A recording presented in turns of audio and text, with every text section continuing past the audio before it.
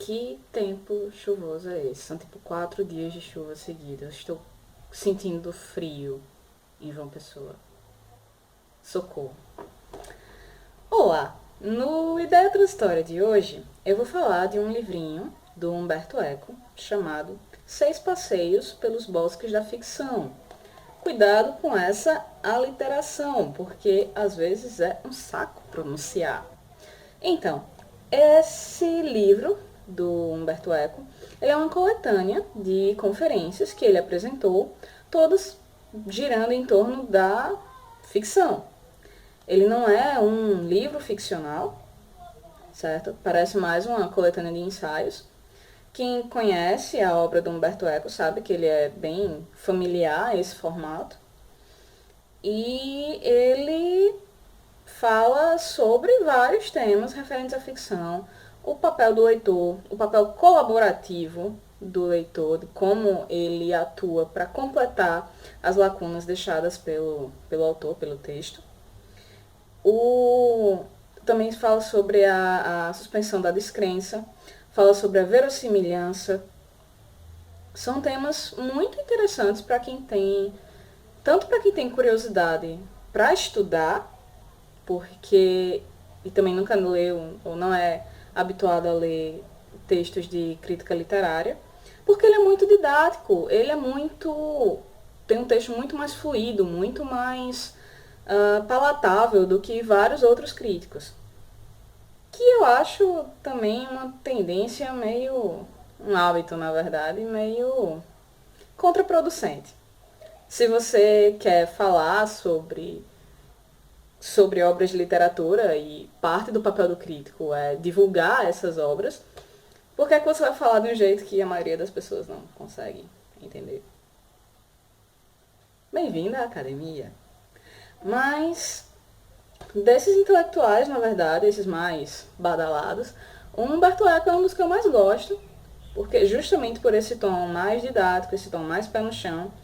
Mas também não quer dizer que ele sempre vai escrever de um jeito simples que todo mundo consegue entender.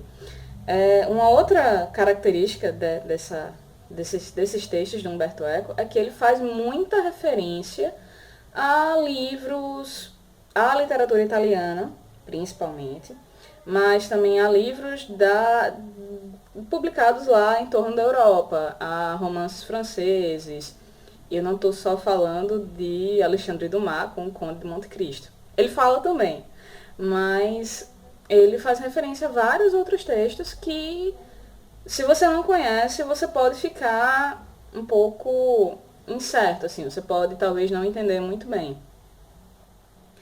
Mas, por outro lado, ele também faz referência a vários outros autores, como Edgar Allan Poe, que esse é bem mais conhecido. Ele faz referência ao Alexandre Dumas e enfim, uma infinidade de outros. Ele é um cara muito letrado, ele é um cara muito culto. E às vezes, se você não tem essas referências, você tem um pouco mais de dificuldade para entender o que ele fala. Mas se você quer ser escritor, tipo, como eu não sou, mas eu pretendo ser um dia, é importante você ler, você estudar sobre como se constrói a ficção. Porque se você, não, eu tenho essa ideia aqui na cabeça e eu vou escrever, assim, eu não quero nem dizer incompetência, porque nem às vezes mas às vezes não. Mas a sua imaturidade em relação aos temas, ela vai ficar clara para qualquer leitor um pouco mais experiente. Vá por mim, eu falo isso também de alguma experiência. Mas a partir do momento em que você lê mais ficção, em que você lê sobre ficção, você estuda o que você está escrevendo, você vai internalizando, não regras, porque também não é uma receita de bolo, mas você vai internalizando conhecimentos referentes àquilo ali e o seu texto vai melhorar, sem dúvida. Sem dúvida. Mas o título do texto, né, porque ele para explicar isso, eu acho legal comentar. O título do livro, que é Seis Passeios pelos Bosques da Ficção, se deve porque ele usa como metáfora para a ficção uma trilha de bosque. Que você entra na floresta e você pode seguir a trilha para sair dela, ou você pode se deixar perder em várias outras trilhas ou até fazer trilhas novas.